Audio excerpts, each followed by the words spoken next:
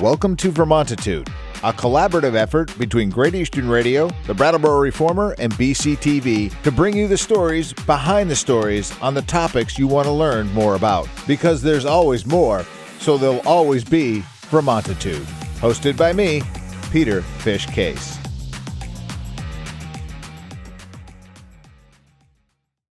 Welcome to Vermontitude. New episodes drop every Tuesday and can be found by going to Vermontitude.com, Reformer.com, Brattleboro.tv, and locally on Comcast Channel 1078. We come to you from the studios at the Innovation Box on Flat Street. I'm Peter Fish Case, and each week I cover the topics of concern for Windham County and the towns that reside within its borders. Joining Vermontitude today, V-Bike director and founder, cycle therapist Dave Cohen, and today we're talking about one of my favorite topics, bikes. Welcome, sir. Oh, thanks, Peter. All right. Let's get right into it. Bikes in Vermont, the bike culture. What's going on? This is kind of your thing, right? Yeah, there's a whole bunch of things going on. People might notice new infrastructure, and some of that is being, really is part of the project of BCAT, the Brattleboro Coalition for Active Transportation. Right. So you'll see a bike shelter at the co-op. Believe it or not, that took 5 years. Wow. Things take a while. The Western Avenue bike lanes, not perfect. I know a lot of people have complaints about it. Hopefully that will be. Well, I think once the old paint goes away, it'll become a little bit clearer, but it can be a little confusing. Yeah. But that's okay. It's a start. It's a start, yeah. And there's a whole plan for all of Brattleboro. Right. It's a walk-bike action plan. Yep. So BCAT's been heavily involved in that. And so anybody who's interested can look that up, the Brattleboro Coalition for Active Transportation.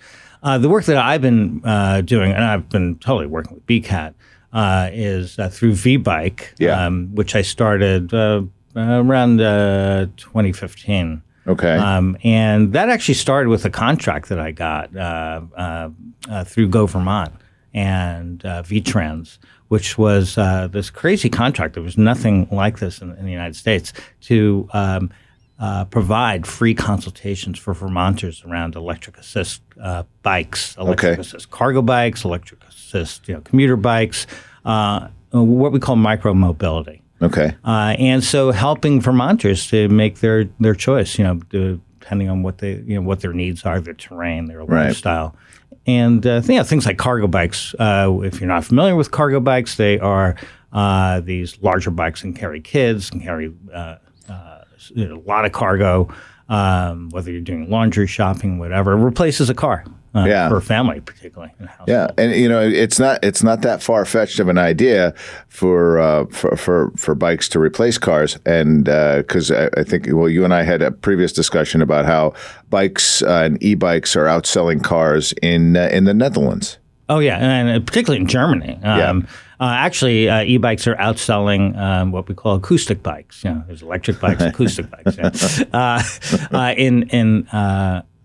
In Holland, and the sales of electric bikes are, in terms of the percentage, is going up and up and up. Versus acoustic bikes in the U.S. Yeah. And the reason for that is there's many reasons, but some of it has to do with subsidies and rebates that are happening all around the country and happening right here in Vermont. Vermont was the first state to enact a e-bike subsidy. Well, we're always ahead of the curve, I feel. Yeah. But I know other than there is, if you're a Green Mountain Power customer, and you want to come in and get an e-bike, you can just take $200 right off the top, just for being a GM customer. If you go to Burroughs, I know that they take care of the paperwork, so they just remove it from the price, and you buy for $200 less than what's listed.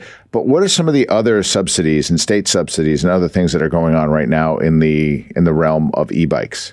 Yeah, so there is a state subsidy that was authorized for this year, and $400 off, up to $800. If you're buying a cargo bike, pretty nice, and income dependent, and most of the money has run out. I think it's almost out right now. Okay. So this will have to be reauthorized again.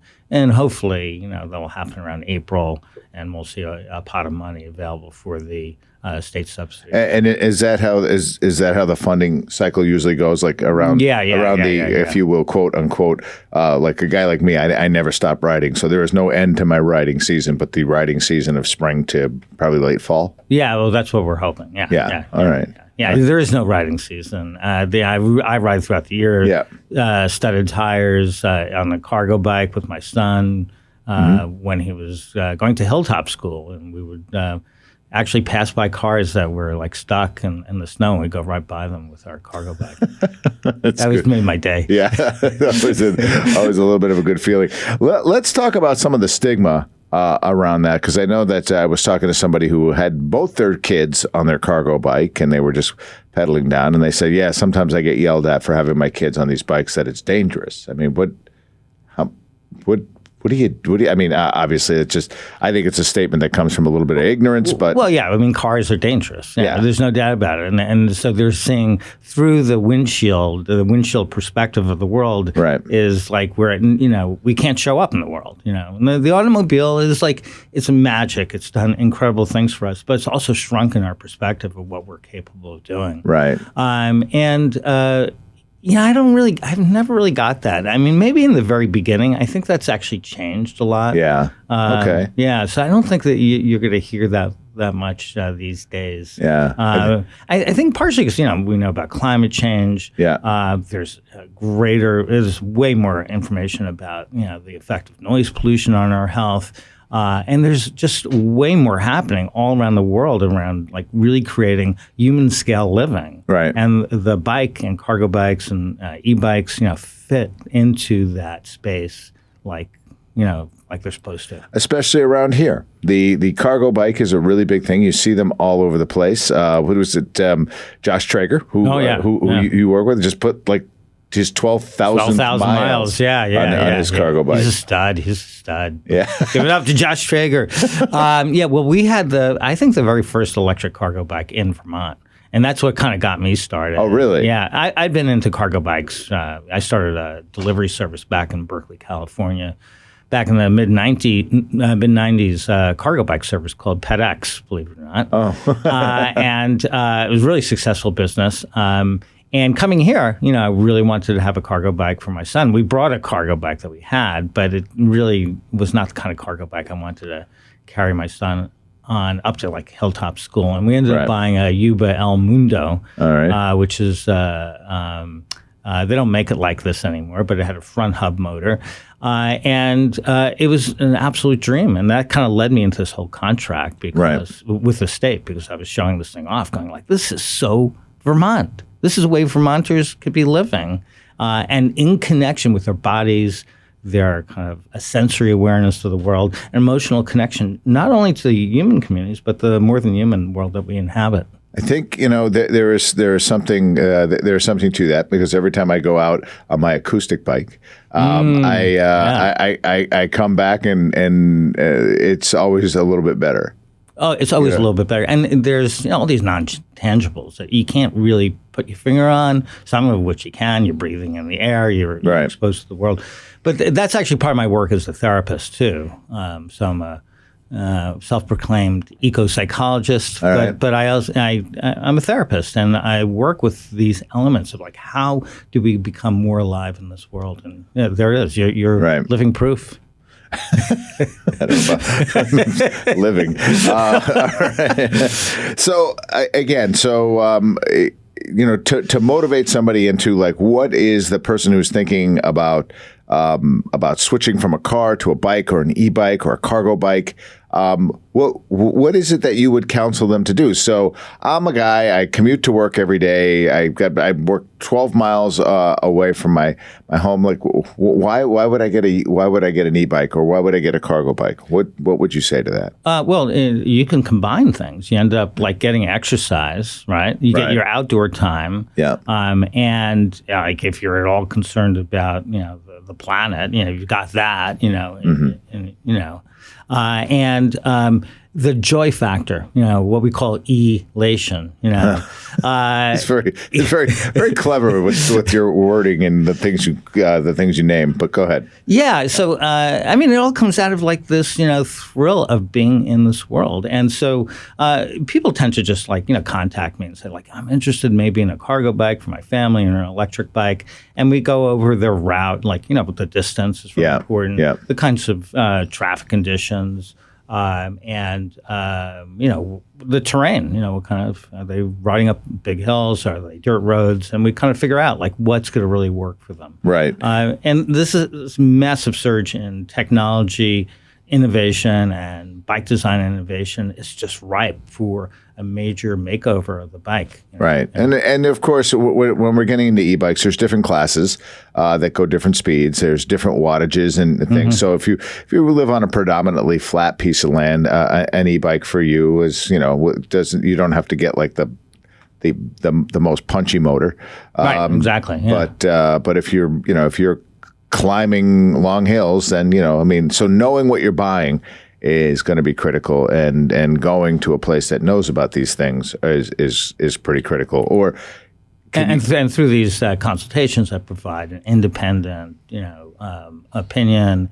You might go to a bike shop; they might, have a particular slant. I just help the individual understand, the technology, what to look for, and what's going to be appropriate for what they need. Right. Yeah. So let's talk about, for a moment, if we could, the cargo bike and the applications for that in a business sense. Because, there are many different types of cargo bikes. These ones have front loadings, these ones that are rear loading. They pull trailers now, too. Oh, yeah. The commercial applications are through the roof in Europe. The micromobility, or what's now called microcargo, and last mile delivery in London, or you go to Paris, you'll see these vehicles all over the place. Now it's in New York City. You'll see these trailers that actually have electric assist on them. Yeah. And very long trailers that are carrying, upwards of 500, 600, 700 pounds of cargo. Really? Yeah. I think there's all kinds of possibilities here in Vermont. It's not going to be the big thing that it is in New York, but it's the kind of thing that when you see that, you go, oh, my God, that's really cool. Maybe I could do something like that. I don't have to buy a huge, massive, trailer cargo bike thing, but I can actually get myself around. It's one of those things that just inspires the community, makes it more livable, more habitable, and innovative, which is what we need. So if somebody wants to learn a little bit more about what we've talked about today, where's the best place for them to hop online and take a look and read through? Yeah, you can go to the V-Bike website. That's vbikesolutions.org. Okay. Local Motion also has a ton of information, which is that's our statewide bike pedestrian organization. And if you just tap in, e-bikes, e-cargo bikes, and check out the news, you'll find all kinds of things. Like, Denver just had offered their rebate for, I think it was the fifth time, put out another rebate. It was gobbled up in 7 minutes. Wow. And I think it was 850, rebates, something of that order. And one bike shop was complaining because the last rebate got gobbled up in 2 minutes. So they were wondering, why does this take 7 minutes? Yeah. And it's changing Denver. Denver's totally being transformed by these rebates. Right. And the state is now offering a state subsidy. So, and really pretty, we're talking about $1,800, up to $1,800 for an electric cargo bike. All right. Yeah. So it's important. If this is something you're thinking about doing, go to these websites, look at it. How do people get a hold of you? Through VBike, you can you can email me at dave@vbikesolutions.org, and I'll get back to you if you're interested in what this is all about. Even if you're just like, oh, maybe I could do it, I can just help you kind of flesh out the idea of these are the possibilities. Because every time you get out there, your life just becomes just way more kind of livable. Yeah. Yeah, you know about that. I do. I am well tethered to that. David, thanks for jumping on the program. Oh, yeah. I really enjoyed it. All right, man. Okay. Take care. Okay.